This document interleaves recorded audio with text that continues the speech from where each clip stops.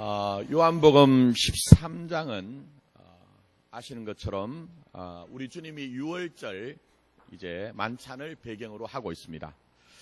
그러나 사실은 이제 15장이 그렇고요. 사실은 13장부터 17장까지가 6월절 성만찬례를 이제 배경으로 합니다. 무슨 얘기냐 하면요. 예수님이 제자들의 발을 씻기신 후에 가룟 유다가 주님께 떡을 받고 나가고 그게 남아있는 제자들에게 주님이 말씀을 하신 것입니다. 이건 무슨 얘기냐? 교회 현실이 그렇습니다. 모든 사람이 다 오는 곳이 교회입니다. 모든 사람이 다 제자인 것은 아닌 것을 우리에게 보여주고 있는 것이 바로 이 요한복음 15장의 현실입니다. 물론 여기에 남은 제자들이 완전하다는 얘기는 아닙니다. 아신 것처럼 우리 주님을 3번 부인하기도 했고 베드로 같은 경우에는요. 또 아신 것처럼 십자가 앞에서 다른 제자들은 뿔뿔이 흩어져서 다 도망을 갔던 그런 형편이었습니다. 그러나 주님이 아시는 것 하나가 있습니다. 그것은 바로 주님이 십자가에 죽으시고 부활하시고 성령을 보내주실 때 그들은 변화가 되어서 하나님의 나라와 주님의 몸된 교회를 위해서 참된 제자가 된다는 것을 주님은 알고 있었습니다. 자, 그런 점에서 오늘 이 본문의 말씀은 임직을 받으시는 분들이나 또 오늘 예배에 참여한 모든 우리들에게 적용이 되는 말씀입니다. 자, 오늘 이 말씀 속에서 주님이 우리에게 무엇을 말씀하십니까? 먼저 첫 번째, 우리의 부르심은 전적인 주님의 주권과 주님의 선택이었다는 것을 기억하라고 말씀하고 계세요. 종교와 복음과 종교의 결정적인 차이가 뭔지 아십니까? 종교는 바로 자기가 절대자를 찾아가는 것입니다. 자기가 선택한 그 절대자에게 자기가 충성을 다하는 것입니다. 그러나 복음은 그렇지 않습니다. 우리가 다 이해되는 것은 아니지만 그분이 나를 선택했고 그분이 내 인생에 찾아왔고 그분이 나를 불러서 쓰신다고 말씀하고 있습니다. 그래서 사도 바울 같은 경우에는 자기의 인생 전체를 주님 안에서 이해를 하고 있습니다. 그가 얘기하는 게 뭡니까? 이제는 내가 나로 사는 것이 아니라 내 안에 계신 그분을 위해서 내가 그로 산다고 얘기를 합니다. 여러분 말씀을 잘 한번 곰곰이 생각해 보십시오. 이것은 내가 주님을 위해 산다는 그런 의미가 아닙니다. 그것은 곧 사도 바울이 자기 인생 자체, 자기의 인생의 본질이 전부 그리스도라고 얘기를 하고 있습니다. 바로 그것이 성도의 고백이 돼야 되고 오늘 임직을 받으시는 분들의 믿음이 돼야 되는 것입니다. 특별히 오늘 본문 말씀 16절 전반절을 보십시오. 너희가 나를 택한 것이 아니요 내가 너희를 택하여 세웠나니라고 주님이 분명히 말씀하십니다. 주님의 제자들에 대해서는 여러분이 다 아시다시피 갈릴리 바다에서 밤새껏 그물질을 하였으나 아무것도 잡지 못했을 때 주님이 그들을 찾아오셨습니다. 여러분 이 부르심을 보면요. 주님의 부르심은 과거가 중요한 것이 아무것도 없습니다. 또 그 사람이 성공했느냐 실패했느냐 하는 것도 아무것도 그것이 관건이 되지 않습니다. 오직 주님의 일방적인 부르심 속에서 우리 주님이 그들을 변화시켜내셨고 우리 주님이 그들을 하나님의 나라의 제자로 증인으로 살게 하셨다는 것입니다. 그런 점에서 우리 주님 앞에서는 우리가 감사할 뿐이고 또 더 나아가서는 주님이 우리를 부르셨을 때 그 부르심 자체가 우리에게 삶의 변화요 능력이라는 것을 이해를 해야 됩니다. 우리가 무엇인가를 다 갖추었기 때문에 그렇기 때문에 주님이 우리를 부르신 것이 아닙니다. 우리 주님이 우리를 불러내셔서 하나님의 나라에 필요한 것이 있다면 그때 주님이 우리에게 그것을 공급해 주신다는 것입니다. 그래서 여러분 아시는 것처럼 모세 같은 경우에 그의 인생 80이라는 그 나이에 호렙산에서 부름을 받았습니다. 어떤 면에서 모세의 입장에서는 자기의 인생 80년이 실패의 인생이었다고 자기 스스로 그렇게 생각했을 수도 있습니다. 그러나 주님의 부르심 안에서는 그 실패조차도 전부 다 은혜로 이해가 되어집니다. 오히려 그 아픔과 고통과 방황이 하나님의 나라를 더 절실하게 만남으로 말미암아 하나님을 위해서 전적으로 사는 인생으로 바뀌어졌다는 것입니다. 저는 오늘 임직을 받으시는 분들이 이 사실을 좀 분명히 인지를 하고 고백을 했으면 좋겠습니다. 너희가 나를 택한 것이 아니요 내가 너희를 택했다는 이 사실을 마음에 담았으면 좋겠다는 것입니다. 그리고 더 나아가서 오늘 예배 가운데 있는 모든 성도들도 하나님이 우리 주님이 나를 불러서 선택하고 나를 부르셨다는 사실을 기억했으면 좋겠습니다. 왜 그럴까요? 이거 망각하면요, 이거 잊어버리면 한때는 쓰임받을 수 있지만 끝까지 하나님 앞에 쓰임받을 수가 없습니다. 우리는 그것을 우리 현실 속에 많이 보잖아요. 한때는 뭐 이 사람이 대단한 사람이다, 뭐 이만한 일이 있었다 하지만 그러나 종국에는 초라한 꼴로 그렇게 나락에 떨어지는 수많은 사람들을 보지 않습니까? 그렇기 때문에 우리는 주님의 부르심을 우리의 인생에 꼭 기억을 해야 됩니다. 그리고 그것을 망각하면 안 됩니다.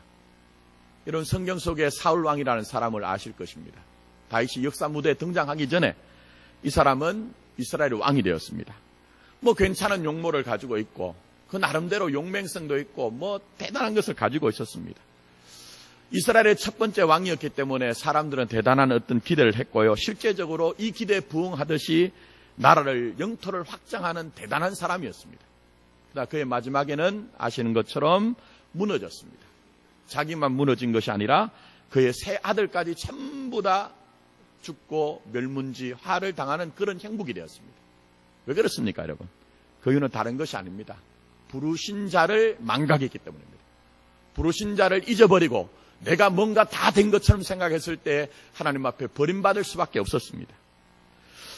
사무엘상 15장에 보면 말씀 속에 이런 것이 기록되어 있습니다. 이렇게 말씀합니다. 사울이 갈멜에 이르러 자기를 위하여 기념비를 세우고 라고 얘기합니다. 기념비를 세웠다는 게 무슨 얘기입니까? 결국 부르신 자를 망각하고 내가 내 능력 자랑하고 내 영광을 취했을 때 하나님은 그를 결단코 그냥 두지 않았다는 거예요. 근데 이러한 사실은 사울에 끝나지 않습니다. 아신 것처럼 다윗의 아들이었던 압살롬도 자기의 기념비를 세웠을 때 하나님은 그를 버렸던 것을 볼 수가 있습니다. 여러분, 복음은 엄정합니다.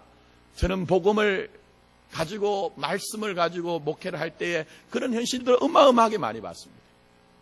제가 오늘 여러분들에게 부담을 주고 무슨 겁박을 하기 위한 것이 아니라 정말 우리의 인생이 끝까지 하나님 앞에 영광되고 부름받은 바대로 쓰임받기 위해서는 나를 택하신 자를 기억하는 임직자들과 성도들이 될 수 있기를 예수님의 이름으로 축원합니다. 더 나아가서 두 번째는 부르심의 이유와 목적을 기억하라고 말씀합니다. 16절 중반절부터 보십시오. 이는 너희로 가서 뭘 하게 하려고 하는 것이죠?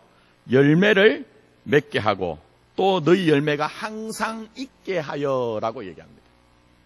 여러분, 요한복음 15장은 아신 것처럼 주님이 포도나무고 우리는 뭐라고 했죠? 가지입니다. 그럼 가지의 목적은 뭐죠? 열매입니다. 가지의 목적은 꽃이 아니에요, 여러분. 여러분, 교회 안에서 많은 분들이 제가 비유적으로 말씀드리면 자기 인생이 꽃처럼 피어나기를 원하고 있습니다. 사람들에게 주목받고 사람들에게 칭찬받고 사람들에게 인정받는 것을, 거기에 목숨을 거는 것을 볼 수가 있습니다. 그러나 주님이 우리를 그 포도나무의 가지로 불렀을 땐 꽃이 목적이 아니라 열매가 목적이라고 얘기를 하고 있습니다. 그러면 우리가 여기서 생각해야 되는 열매가 뭘까요? 제가 오늘 간단하게 두 가지만 좀 말씀드리고 오늘 말씀을 맺기를 원합니다. 먼저 주님은 우리가 열매 맺어야 되는 것은 다른 것이 아닙니다. 주님을 전적으로 의지하는 그 열매를 맺으라고 말씀하고 있어요. 어떤 열매라고요? 주님을 전적으로 의지하는 열매. 자, 16절 하반절 보십시오. 내 이름으로 아버지께 무엇을 구하든지 다 받게 하려 합니다. 이 부분은 어떻게 이해하시죠? 기도라고 이해하잖아요. 맞습니다, 여러분. 기도입니다. 자, 왜냐하면은 이미 7절에 보시면은 너희가 내 안에 거하고 내 말이 너희 안에 거하면 무엇이든지 원하는 대로 구하라. 그리하면 어떻게 된다고요? 이루리라고 했잖아요. 이게 기도입니다. 기도. 근데 중요한 것은 이것입니다. 이 기도라는 부분에서 이 기도가 무엇을 목적으로 하느냐 하는 거예요. 여러분, 그냥 우리가 무엇이든지 구하면 원하는 대로 된다는 쪽에 자꾸 포커스를 맞추다 보니 우리가 가진 신앙이 굉장히 가난한 신앙을 가지고 있습니다. 내가 하나님 앞에 원하는 것이 있었을 때 그게 응답이 되면 하나님이 나를 사랑하시고 나와 함께 하신다고 믿고 있지만 내가 원하는 것이 이루어지지 않았을 땐 하나님 나를 사랑하는 거예요. 심지어는 하나님이 살아계신 걸 의심하고 불신하고 회의하는 것을 보게 됩니다. 그런데 여러분 한번 잘 생각해 보십시오. 우리 진짜 진실하게 말씀을 드려서 지금까지 사시면서 내가 기도한 것이 어느 정도 이루어지면서 사셨습니까? 저는 목사이지만요, 제가 기도한 것이 이루어진 것보다는 이루어지지 않은 것이 훨씬 더 많습니다. 그게 삶의 현실입니다. 물론 기도라는 것이 하나님이 yes, no, 아니면 뭐 웨이터라는 쪽에서 다 응답된다고 얘기하지만 우리 그렇게 얘기하지 말고 진짜 우리의 삶에서 보면 내가 하나님 앞에 간절하게 원했는데 정말 이루어진 것이 얼마나 되더냐 하는 거예요. 그럼 기도가 뭡니까? 기도라는 것은 현상적으로 내가 원하는 것 이루는 것이 목적이 아니라는 것을 주님이 우리에게 말씀하고 있습니다. 제가 말씀드린 7절 부분 보십시오. 너희가 내 안에 거하고 내 말이 너희 안에 거하면 이라고 얘기했습니다. 그러니까 기도는 어떤 것을 이루기 위한 수단이 아니라 기도라는 것은 이미 내가 주님 안에, 주님이 내 안에 있는 것들에 대한 확정이라는 거예요, 여러분. 그 자체가 복이라는 거예요. 그리고 기도를 한다는 것은 결국은 어떤 것을 이뤄내는 수단으로서의 그것이 사용이 되는 것이 아니고 요한복음 15장에서 우리에게 말씀하고 있는 부분이 있습니다. 그게 뭐죠, 여러분? 이미 말씀드렸습니다. 나는 포도나무여 너희는 가지니 내가 너희 안에 너희가 내 안에 있으면 많은 열매를 맺는데 너희가 나를 떠나서는 어떤 일을 할 수 있다고 했습니까? 없다고 했습니까? 없다고 했잖아요. 그러니까 요한복음 15장에서 기도라는 구조를 어디에 집어넣느냐면요, 주님을 떠나서는 아무것도 할 수 없다는 것을 점검하고 확정되는 것으로 기도를 얘기를 하고 있다는 거예요. 그러니 신자들이 맺어야 되는 그 삶의 열매는요, 여러분들이 생각하는 것처럼 뭐 내가 잘 되어서 사람들의 칭찬받고 인정받는다는 것이 아닙니다. 우리가 순간순간 주님 앞에 살아가면서 저 사람은 주님 없이는 살 수 없다고 고백하는 사람이구나, 저 사람은 정말 주님을 믿는 믿음으로 사는 곳이누가 하는 것들을 보여주는 것이 교회와 성도가 보여주는 열매라는 거예요, 여러분. 전 오늘 임직 받으시는 여러분들이 포도나무의 가지처럼 전적으로 주님을 의지하는 것들을 여러분의 삶의 열매로 나타내었으면 좋겠습니다. 그 다음에 더 나가서 또 한 가지 열매를 얘기합니다. 다 오늘 뭐 강의를 하자는 것은 아니고요. 더 나가서 우리가 맺어야 되는 열매는 사랑이라고 얘기합니다. 17절 보십시오. 내가 이것을 너희에게 명하면 너희로 서로 어떻게 하려 합니다? 사랑하게 하려 합니다. 얘기했습니다. 그러니까 신앙의 목적이 어느 쪽으로 가느냐? 종국에는 사랑하는 것이 열매라고 얘기를 합니다. 9절에도 보니까 그리스도께서 너희를 사랑하셨으니 그 사랑 안에 거하라. 10절에 보니까 내 계명을 지키라고 했는데 그 12절에 보면 그 계명은 서로 사랑하는 것이라고 했고 17절에도 마찬가지입니다. 자, 그런데 제가 이제 마무리하면서 말씀드리고 싶은 것은 이것입니다. 주님이 말씀하신 사랑은 현재적인 거예요. 현재적인 것입니다. 내가 과거에 사랑을 받았다, 사랑을 했다는 것은요, 이건 지식입니다. 지난 과거의 추억일 뿐입니다. 그리고 더 나가서 내가 앞으로 사랑하고 사랑받겠다고 한다고 하면요, 이건 먼 미래의 소망일 뿐이고 하나의 이데올로기입니다. 그래서 오늘 우리 주님께서 우리에게 사랑을 얘기하실 땐 철저하게 현재적인 사건으로 사랑을 얘기합니다.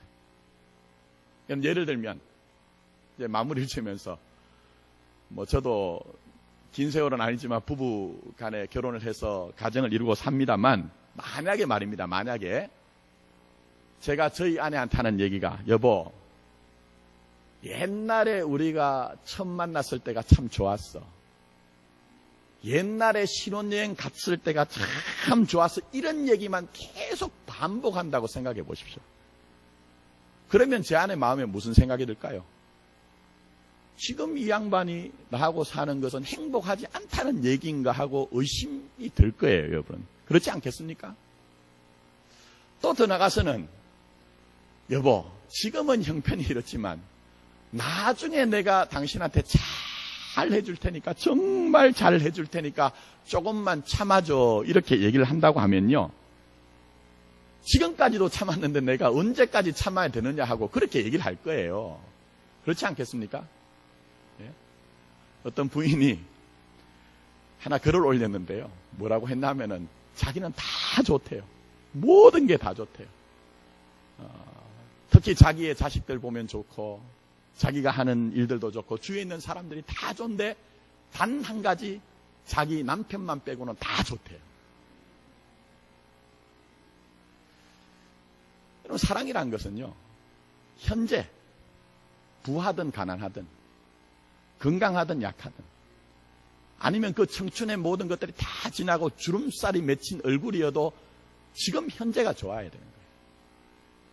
제가 그런 점에서 오늘 임직을 받으시는 분들이나 우리 성도들에게 부탁드리고 싶은 것은요, 우리가 뭐 완전한 사랑 주님처럼 할 수가 없습니다. 그러나 내 삶의 열매로 주님이 원하시는 그 사랑 꿈꾸고 그 사랑을 현재적으로 만들어 나가신다고 하면 우리에게는 그 열매를 통해 주님이 영광을 받으실 것입니다. 아무쪼록 부르신 자를 기억하시고 우리가 맺어야 되는 그 열매는 다른 것이 아니라 바로 오늘 우리 주님이 주님만을 전적으로 의지하는 것, 주님을 의지함으로 사랑하는 자로 사는 것이 열매라는 것을 기억하시고 주님 앞에 다시 한번 다짐과 또 결단을 새롭게 하여 주님의 그 모든 것들을 나타내는 여러분이 되기를 예수님의 이름으로 축원합니다. 기도드리도록 하겠습니다.